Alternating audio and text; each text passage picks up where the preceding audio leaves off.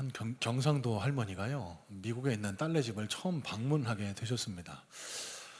출타를 위해서 버스 정류장에서 버스를 기다리는데 옆집 사는 미국 할머니가 그곳에 나와 계신 거예요. 반갑게 인사를 하고 버스를 기다리는데 저쪽에서 드디어 버스가 오는 겁니다. 그래서 이 경상도 할머니가 반가워서 이렇게 얘기하셨대요. 왔데이. 그랬더니 이 옆에 있던 미국 할머니는요, 무슨 요일인지를 묻는 질문으로 알고, 영어로 무슨 요일입니까? 묻는 질문이 What day is it today거든요. 그러니까 이 한국 할머니가 오늘 무슨 요일인지를 묻는구나라고 해서 Monday라고 대답을 하셨답니다. 이 경상도 할머니는 이거를 잘못 이해하신 거예요. 그래서 버스데이, 저거 버스데이라고 그렇게 얘기를 했답니다. 그랬더니 또 미국 할머니는 갑자기 옆에서 Happy birthday to you. 잘 못 알아들으셨어요? 버스데이가 영어로는 생일을 뜻하는 거죠. 미국 할머니는, 경상도 할머니가 자기 생일이라고 하는 줄 알고 그 생일 축하 노래를 불러드렸던 거예요. 다 설명하면 재미가 없는데 여러분, 사람과 사람 사이에 종종 이런 소통의 문제 때문에 얼굴을 붉히는 경우가 생기기도 합니다. 그러니까 내가 한 말의 의도를 상대방이 잘 이해하지 못하거나 다른 의도로 해석했을 때 마음에 상처가 생기고 서로 소통의 문제, 커뮤니케이션의 문제 때문에 서로 관계가 틀어지기도 하지요.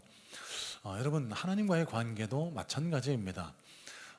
예수님께서 우리에게 말씀을 가르쳐 주실 때는 거기에 담긴 예수님의 의도가 있는데 우리 사람들은 연약한 나머지 그 예수님의 의도를 제대로 깨닫지 못하고 다른 의도로, 다른 목적으로 해석할 때가 종종 있습니다. 대표적으로 예수님의 비유가 바로 그런 소통의 문제가 발생하는 구간이라고 생각해 볼 수 있는데요. 여러분, 지난주부터 우리가 예수님의 비유 시리즈를 함께 나누고 있습니다. 저와 여러분들이 잘 아시는 선한 사마리아인의 비유, 오늘 본문의 이 비유도 많은 분들이 이 비유를 가르치신 예수님의 의도를 잘못 이해하고 지나갈 때가 많이 있는데요. 자, 그러면 이 선한 사마리아의 비유에 담긴 예수님의 진정한 의도는 무엇일지, 이 비유를 통해 우리는 또 무엇을 깨닫고 무엇을 가슴에 새겨야 할지 말씀을 살펴보면서 예수님의 참된 가르치심의 의도를 함께 깨달아 나가기를 소망합니다. 자, 먼저 25절 말씀 다시 눈으로 살펴봅니다. 25절입니다. 어떤 율법교사가 일어나 예수를 시험하여 이르되 선생님, 내가 무엇을 하여야 영생을 얻으리이까? 자, 여러분, 본문에 등장하는 율법교사는요, 서기관입니다. 바리새인, 그래서 율법을 가르치는 학자였는데요, 영어로는 이렇게 표현을 합니다. An expert in the law. 그러니까 구약의 율법, 하나님이 가르쳐 주신 계명, 레위기, 민수기, 신명기, 이 율법에 정통한 율법 전문가였습니다. 이 율법학자가 어느 날 예수님께 찾아와서 질문을 하게 되는데요, 여러분, 이 질문의 의도가 다분히 불손합니다. 목적, 의도가 있었습니다. 궁금한 걸 알기 위한 질문이 아니고요, 예수님을 넘어뜨리기 위해서, 시험하기 위해서 이 질문을 했는데요, 그래서 이 시험하다라는 단어가 에크페이라죠. 그러니까 예수님을 넘어뜨리기 위해서 질문했다라는 이 율법교사의 불손한 의도가 드러나죠. 왜 그랬을까? 율법에 정통한 자기에게 배우려는 사람들보다 예수님께 몰려가는 사람들이 더 많았던 거예요. 그리고 이 예수님이 성경에 대한 가르침을 하시면서 자신과 같은 율법학자, 서기관, 바리새인들을 회칠한 무덤 같은 사람이다, 위선자들이다, 맹비난을 하는 겁니다. 이 율법학자는요, 네가 얼마나 하나님의 말씀을 아는지 한번 보자, 내가 너를 망신 줄 거야, 이런 의도로 예수님께 다가와 이런 질문을 했다는 사실입니다. 자, 무슨 질문이요? 내가 무엇을 하여야 영생을 얻으리까? 자, 그러면 이 예수님께 물었던 율법학자의 질문의 의도는 영생에 관한 것, 그러니까 예수님을 믿고 하나님을 믿는 사람들에게 있어서 가장 근본적이고 원초적인 질문을 예수님께 던졌다는 사실입니다. 자, 여러분, 이 율법학자는요, 이미 그 안에 자신의 답을 가지고 있었습니다. 레위기 18장 5절에 이런 말씀이 기록됩니다.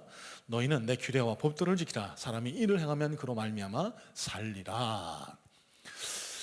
그래서 이 율법 학자는요, 자신이 아는 한, 자신이 정통한 이 율법, 하나님의 계명을 잘 지키면은 영생, 구원을 얻는다라고 그렇게 지레짐작하고 답을 가지고 예수님께 질문을 했고요.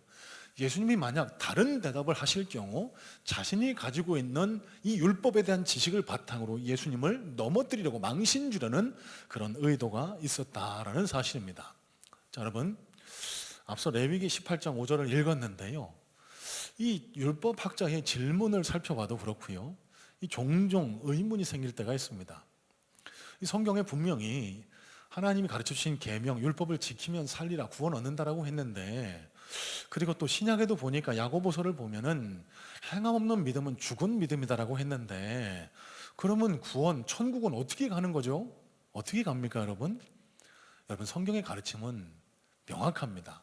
우리가 착한 일, 선한 일, 남을 돕고 뭐 헌금 많이 하고 뭐 착한 일을 많이 해서 천국 간다? 절대 그렇지 않습니다.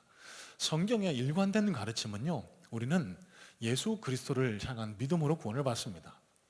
예수님이 우리의 구세주 되신다는 그 믿음이 마음으로 고백되어지고 입술로 사람들 앞에 공포될 때 예수의 영이 우리 안에 찾아오셔서 우리의 구원주가 되시고 영원한 천국으로 우리를 안내하신다. 여러분, 성경의 구원에 관한 가르침은 이런 거예요.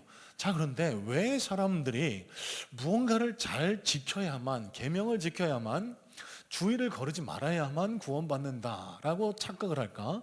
여러분, 야고보서가 가르치는 행함과 구원의 상관관계를 좀 공식적으로 다시 한번 살펴봤으면 좋겠습니다. 일전에도 한번 말씀을 나눈 적이 있는데요, 여러분, 논리학적으로 한번 이렇게 생각해 보셨으면 좋겠어요.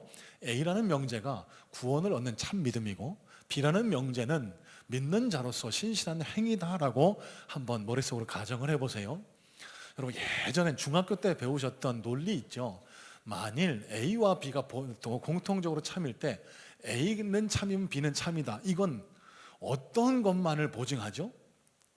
거꾸로 B가 참일 때 A도 참이다, 이건 거짓인 거예요. 논리학적으로 안 맞는 겁니다. not B는 not A다, 이것만 맞는 명제다라고 우리는 논리학적으로 배웠습니다. 자, 그럼 무슨 뜻일까요? 행함이 구원을 보증하지는 않는다는 겁니다. 하지만 우리가 알 수 있는 건 구원을 받았음에도 구원받은 자처럼 신실한 행위가 나타나지 않으면 그 사람의 구원이 안전한지 한번 의심해 볼 필요가 있다, 이것만 진실이라는 겁니다.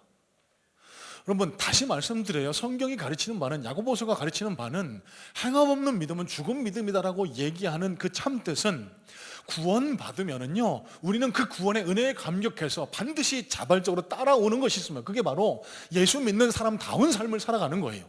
하나님이 거저 주신, 값없이 주신 그 은혜에 감사해서 예수님 닮은 모습으로 살아가려는 노력과 애씀이 우리 삶 속에 자연스럽게 나타나게 되어 있습니다. 그러면 이 행위로 구원받는 게 아니고요, 이 행위가 없다, 이 자발적으로 쫓아가는 행위가 없다, 그러면 정말 구원을 경험했는지 아닌지를 의심해 볼 필요가 있다. 이게 성경의 가르침이고 야고보서가 가르치는 행함 없는 믿음은 죽은 믿음이다라는 이 가르침의 진정한 의미라는 사실입니다. 자, 여러분, 예수님은요, 이 율법 교사의 의도를 아시고 정중하게 그에게 되물으셨습니다. 자, 율법에 뭐라고 기록되었으며 너는 그것을 어떻게 읽느냐라고 되물으셨을 때, 율법학자는 의기양양하게 자신이 갖고 있는 율법에 대한 지식을 바탕으로 이렇게 대답을 합니다. 내 마음과 목숨을 다해 하나님을 사랑하고 내 이웃을 내 몸과 같이 사랑하라 하셨습니다. 여러분, 실제로는 굉장히 정확하고 놀라운 대답입니다. 이 구약 말씀인 신명기서 6장 5절과 레위기서 18장 19장 18절의 말씀을 종합한 거의 모범 답안과도 같은 그런 대답이었는데요. 자, 그때 예수님께서 이렇게 말씀하십니다. 내 대답이 옳다, 가서 이대로 행하라. 그때 이어지는 비유의 맥락이 바로 이 선한 사마리아인의 비유다라는 사실입니다.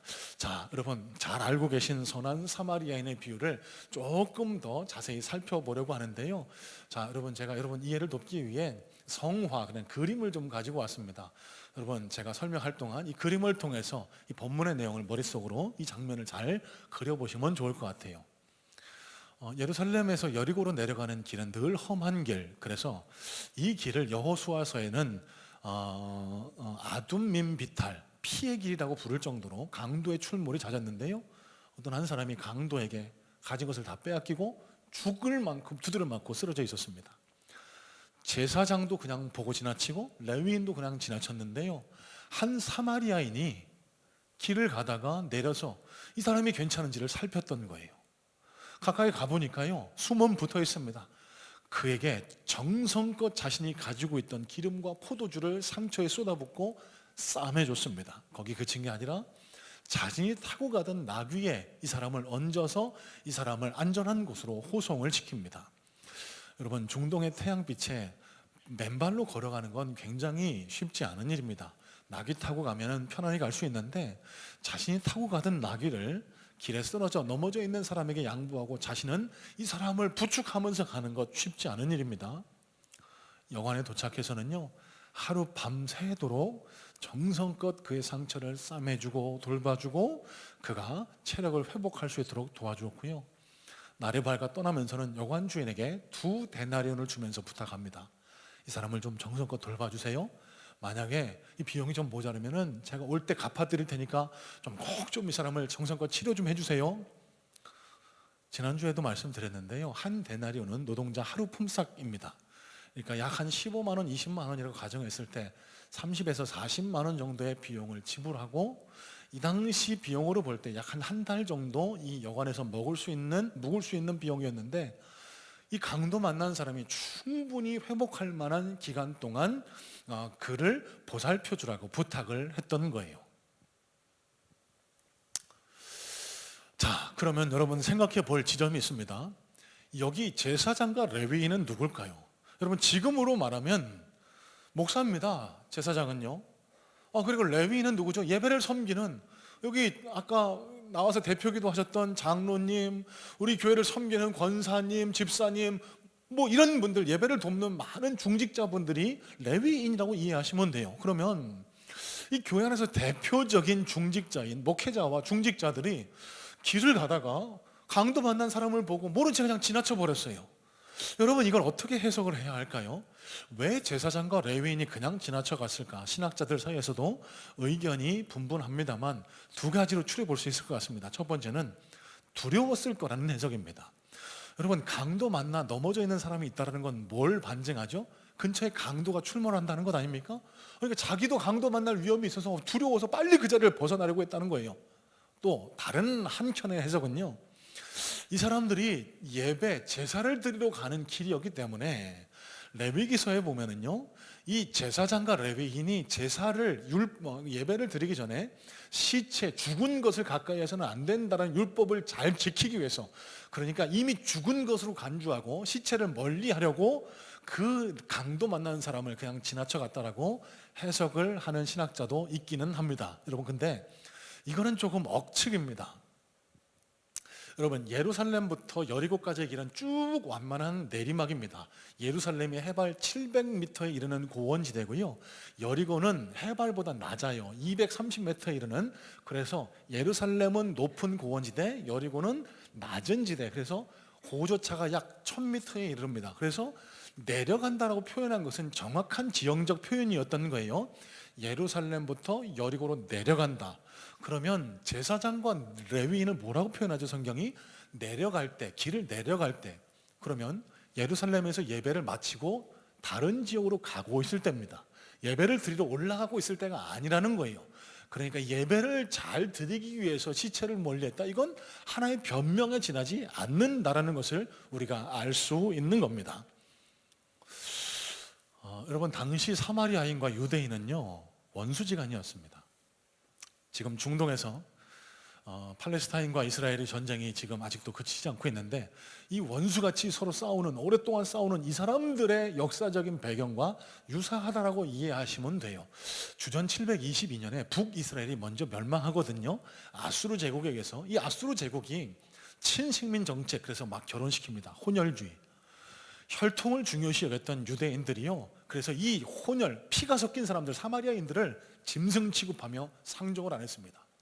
원수 취급을 했던 겁니다. 자, 그런데 정작 강도 만난 유대인을 도와준 사람은 누구죠? 사마리아인이었습니다. 자, 여러분, 여기서 우리는 한 가지 의심을, 한 가지 의문을 갖게 됩니다.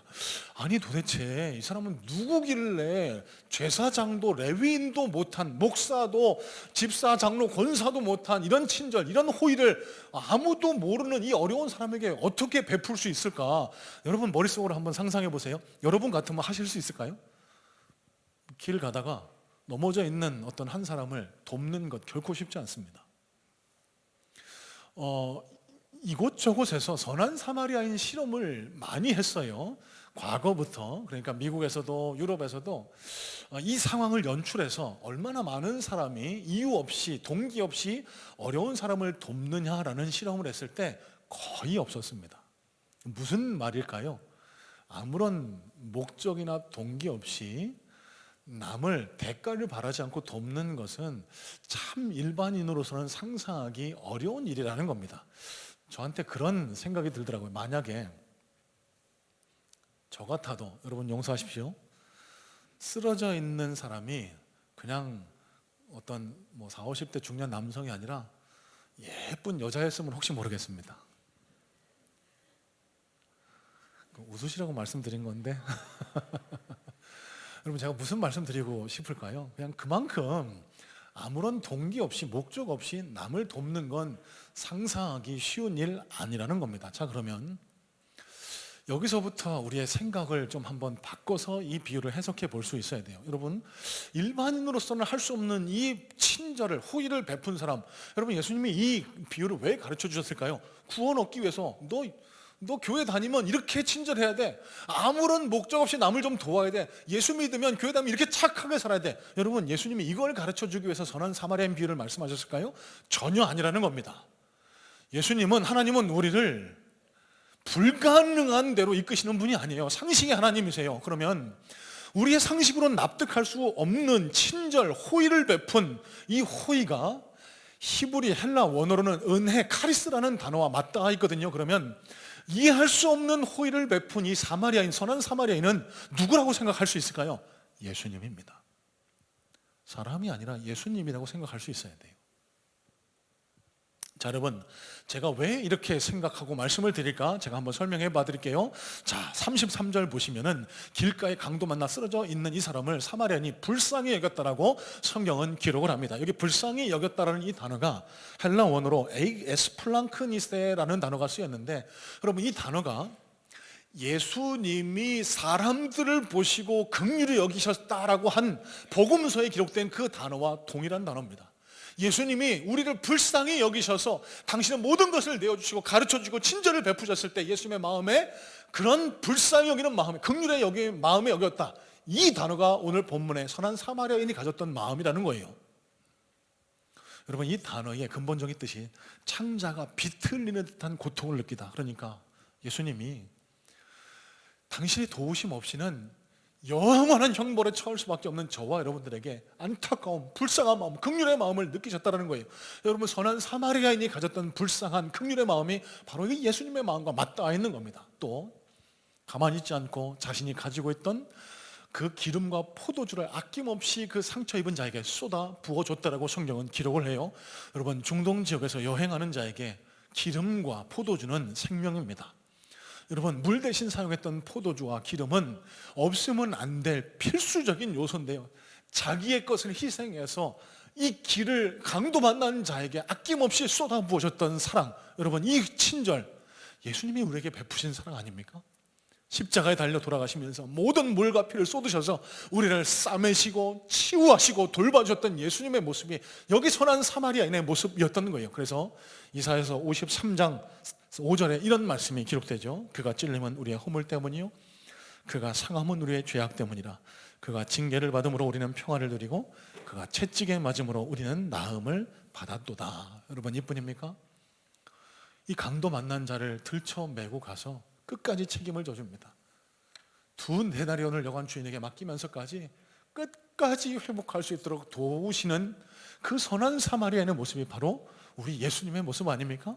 그래서 마태복음 28장 마지막 절에 볼지어다 내가 세상 끝날까지 너희와 항상 함께 있으리라, 끝까지 책임지시는 사랑의 모습을 가진 그 예수님이 오늘 본문 속에 투영된 선한 사마리아인 비유에 나타난 예수님이라는 사실입니다. 자, 그러면 이런 맥락에서 이 비유를 해석해 볼 때 본문의 강도 만난 사람은 누굴까요? 저와 여러분입니다. 이 땅을 살아나가는 많은 안타까운 영혼들입니다.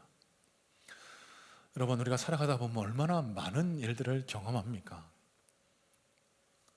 갑자기 질병 때문에 고통당할 때도 있고, 여러 가지 경제적인 문제 때문에, 그리고 예상치 못했던 삶의 고난의 문제들 때문에 낙심하고 넘어지고 마음 아파할 때가 얼마나 많은지 모릅니다. 마치 우리는 의도하지 않았는데 갑자기 몰려와서 우리의 것을 강탈해 나가고 우리를 아프게 하고 우리를 죽음의 자리로 이끄는 때강도를 만난 것처럼 사단은, 세상은 우리를 끊임없이 유혹하고 우리를 넘어지게 만들고 우리가 아프고 힘들고 어렵게 하는 그런 모습, 그런 상처, 여러분, 저와 여러분들이 가지고 가는, 우리가 걸어가는 이 인생길 아니에요?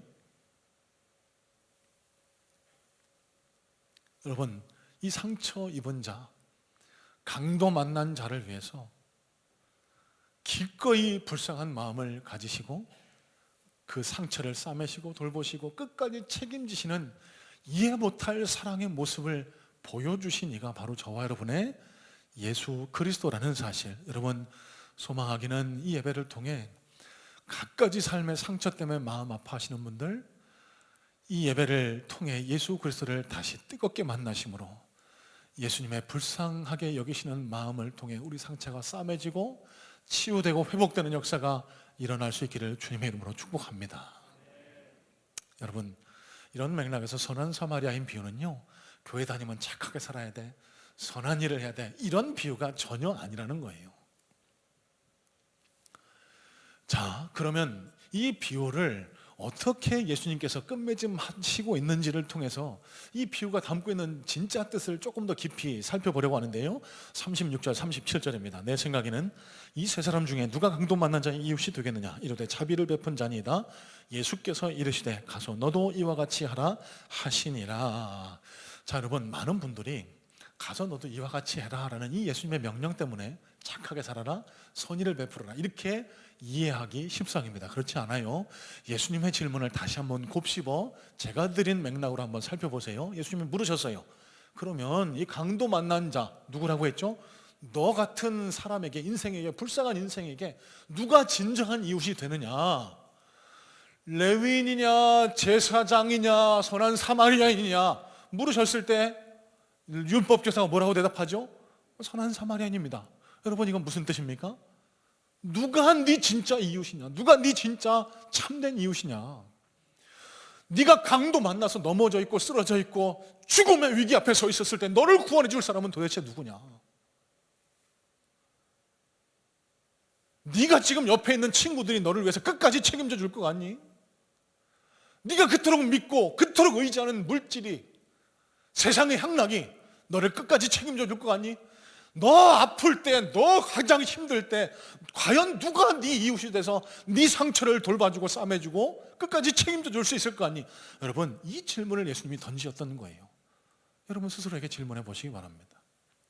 과연 누가 나의 진정한 이웃인지, 끝까지 함께 갈 이웃인지. 선한 사마리아인, 우리의 진정한 이웃, 선한 사마리아인 되신 예수 그리스도와 함께 해야 우리가 상처받고 무너지고 넘어져 있어도 그 죽음의 피비린내 나는 그 어두운 자리에서 우리를 일으켜주시고 상처를 싸매주시고 불쌍한 마음에 눈물 뿌려 우리를 위해 기도해 주시고 우리가 영원한 성공에 이를 때까지 끝까지 책임져 주시는 예수님이 우리의 영생을, 우리의 구원을, 우리 이 땅에서의 삶을 끝까지 책임져 주실 수 있다는 것, 여러분, 선한 사마리아인의 비유를 통해 예수님이 가르쳐 주시고자 하는 것은 바로 이런 가르침이었다는 겁니다. 자, 그럼 마지막에 예수님이 하신 말씀을 어떻게 이해해야 될까? 가서 너도 이와 같이 행하라. 여러분, 앞서 야고보서 말씀을 들었습니다. 기독교의 참된 가르침은 우리가 뭘 해서 구원받는 게 아니고 우리를 값없이 구원해 주신 주님의 그 은혜에 보답하는 자발적인 동참이 그리스도인에게 나타나야 할 착한 행실이라고 말씀을 드렸습니다. 자, 그러면 예수님의 이 가서 너도 이와 같이 하라는 것도 이런 맥락에서 이해하실 수 있어야 돼요. 예수 그리스도를 만나라, 그리고 예수 믿는 사람답게 살아라.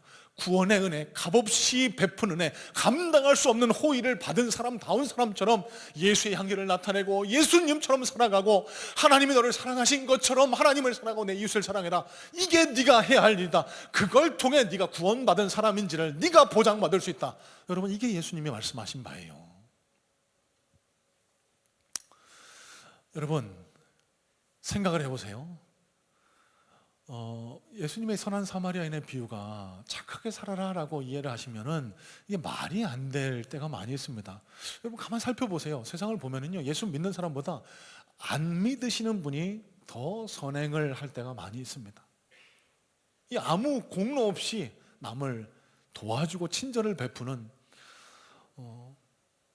우리는 기독교적인 그런 가치관에 사로잡혀 있는 저와 여러분들은요, 신문이나 매스컴을 통해서 훈훈한 소식이 들려오면 저분 그리스도인이어야 하는데 라는 그런 생각을 가질 때가 많습니다. 저부터 그러니까요. 얼마 전에 뉴스에 군인 장병들이 식사를 하고 있는데, 나도 거기 나왔다면서 그 군인들의 식사비를 대신 내주고 간 중년 신사의 이야기가 우리 사회를 따뜻하게 했다라고 그렇게 소개가 되더라고요. 제 마음속에도 그런 생각이 들었습니다. 저분이 교회 다니셔야 되는데, 그래야 설교할 거리가 생기는데. 여러분, 그런데 오늘 말씀의 맥락으로 해석해 보면은요, 여러분, 그럴 필요가 없는 거예요. 여러분, 예수님은 우리에게 억지로 선행을 해야 된다라고 가르치지 않으십니다. 진정한 이웃, 참된 이웃을 만나 그 사람을 닮아가는 삶을 살아라라는 것이 이 선한 사마리아인 비유의 핵심이라는 거예요.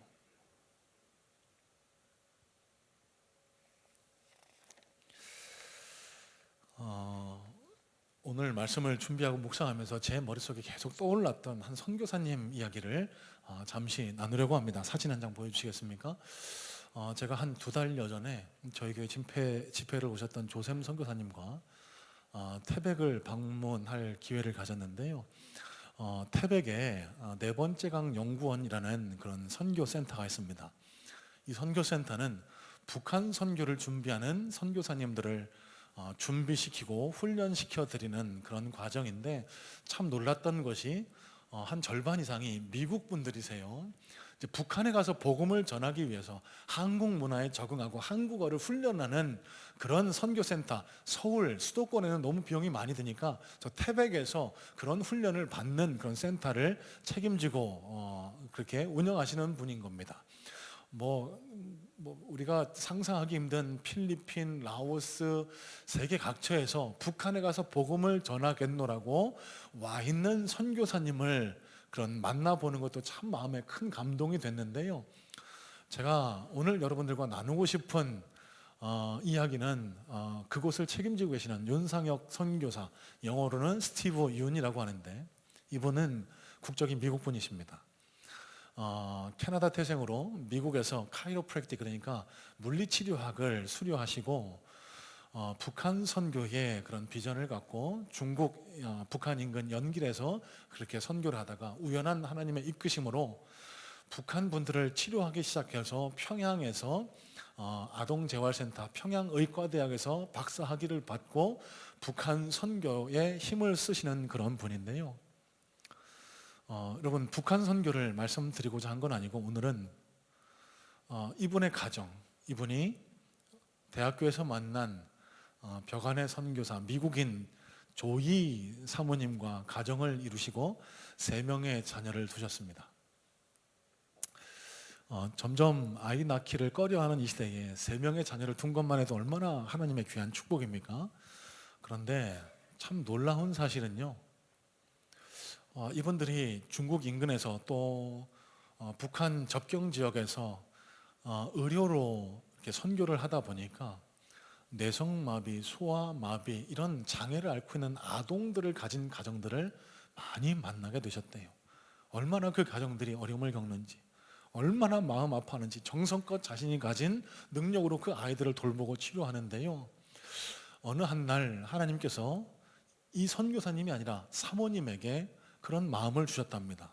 그래서 상의를 하셨대요. 여보, 우리가 이 장애 아동을 키우는 가정을 마음으로 섬기기 위해서는 우리도 이 장애 아동을 한번 키워보는 그런 사랑이 있어야 되지 않겠느냐고. 그래야 우리가 그들을 더 잘 이해할 수 있지 않겠느냐고. 이런 생각에요, 피가 섞이지 않은 두 자녀를 마음으로 낳으셨답니다. 한 명은 중국 태생의 야곱이라는 아들이고요, 마지막 막내는 조지아 태생의 에스더라는 딸 아이를 입양해서 키우게 되셨대요. 여러분 잘 보이실지 모르겠습니다만 다 장성한 자녀가 이 윤상혁 선교사님의 자녀들이고, 가운데에 있는 남자아이가 소아마비를 앓았던 야곱입니다. 처음 입양할 때는요, 두 발로 혼자 걷지를 못해서 기어다니는 그런 중증 장애 아동이었는데, 이 눈물 어린 기도와 섬김을 통해서 지금은 혼자 걸을 수 있을 정도로 상태가 호전됐다라고 해요. 마음 아픈 것은 사모님이 안고 계시는 저 에스더라는 아이는요, 워낙 뇌성마비가 심해서 벌써 몇 차례 수술을 했는데도 불구하고 아직도 온전하지는 못한 상태라고 합니다. 여러분, 제가 왜 이 이야기를 나눌까요? 저는 이런 생각을 하게 됐습니다. 여러분, 세 자녀 키우는 것만 해도 쉬운 일 아닙니다. 여러분, 선교사가 돈 쌓아놓고 선교하는 분이 어디 계십니까? 이분의 간증, 이분의 책을 봐도요, 늘 재정적인 어려움에 시달린다라고, 그때그때마다 공급하시는 하나님의 은혜를 날마다 체험하며 살아간다고.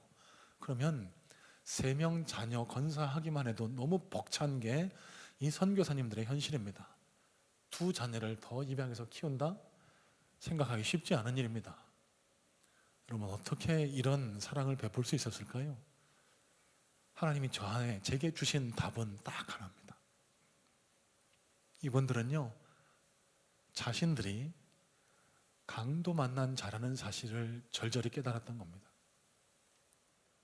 영 죽을 수밖에 없는 나를 하나님께서, 예수님께서 값없는 은혜로 나를 구원해 주시고, 내 상처를 싸매 주시고, 값없이 공로 없이 하나님의 자녀 삼아 주셔서 영원한 생명, 영생을 나에게 허락해 주셨다는 사실이 너무 감사해서 그 예수님의 모습을 요만큼이라도 닮아보고자, 100분의 1, 1000분의 1, 아니 10,000분의 1이라도 한번 닮아보고자 감히 범인들은 상상도 못하는 이런 일을 실천할 수 있었다는 거예요.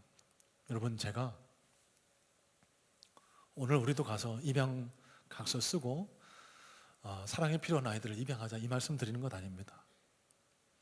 여러분, 오늘 이 율법 교사와의 대화, 그래서 선한 사마리아인의 비유가 나오게 된 맥락을 머릿속에 기억하실 수 있어야 됩니다. 영생에 관한 문제입니다. 예수님이 영생에 관한 해답을 우리에게 이렇게 제시해 주고 계신 거예요. 너의 참된 이웃 되신 예수 그리스도를 만나고 그 예수 그리스도를 닮은 모습으로 살아가야 한다. 여러분, 이게 오늘 우리에게 가르쳐 주시는 선한 사마리아인 비유의 결론 같은 말씀인 겁니다. 자, 그러면 이 말씀을 받은 우리는 어떻게 살아가야 할까요? 오늘 이 예배를 통해, 아니 매일매일 주님과 함께 동행하며 말씀을 통해 선한 사마리아인 되신 우리의 참된 이웃 예수 그리스도를 만날 수 있어야 합니다. 간절히 소망하기는 이 자리에 함께 앉아 예배하는 우리 모든 성도님들이 우리의 진정한 이웃 되신 선한 사마리아인 예수 그리스도를 만나 영원한 생명을 보장받는 그런 하나님 나라의 백성 다 되실 수 있기를 주님의 이름으로 축복합니다. 그리고 예수님께서 명령하신 대로 가서 너도 이와 같이 행하라. 예수님 닮은 모습으로 살아가기 위한 애씀과 노력이 우리에게 나타날 수 있어야 합니다. 여러분, 그게 뭘까요? 예수님의 사랑을 전하는 겁니다. 사랑의 마음을 품는 겁니다. 내 주변의 이웃들에게, 아니 사랑하는 가족에게 복음을 전하는 거예요. 예수님의 사랑을 전하는 겁니다. 우리의 참된 이웃이 예수 그리스도라는 사실을 사랑으로 전달하는 거예요. 그럴 때 하나님은 우리에게 잘했다, 착하고 충성된 종아, 내가 영원한 생명을 너에게 허락해 줄게. 여러분, 하나님의 이 놀라운 선포가 우리 모두에게 주어지지 않을까요? 여러분, 언젠가도 말씀드렸습니다. 이런 경구가 생각이 납니다. 인생의 방황은 하나님을 만나면 끝이 나고, 신앙의 방황은 좋은 교회를 만나면 끝이 난다고요. 여러분, 우리 주변에 강도 만난 자처럼 신음하고 아파하고 있는 이들의 인생의 방황을 하나님께로 인도하셔서 그 방황을 끝내줄 수 있는 긍휼의 마음, 예수님의 마음 지니실 수 있기를 주님의 이름으로 축복합니다. 그리고 그분들을 통해 우리의 영생이, 우리의 구원이 더 날로 날로 성장하고 확장돼 나아감을 통해 하늘로부터, 하나님으로부터 오는 온갖 좋은 복과 은혜를 충만히 누리고 살아갈 수 있는 우리 모든 성문의 성도님들 다 되실 수 있기를 주님의 이름으로 축복합니다.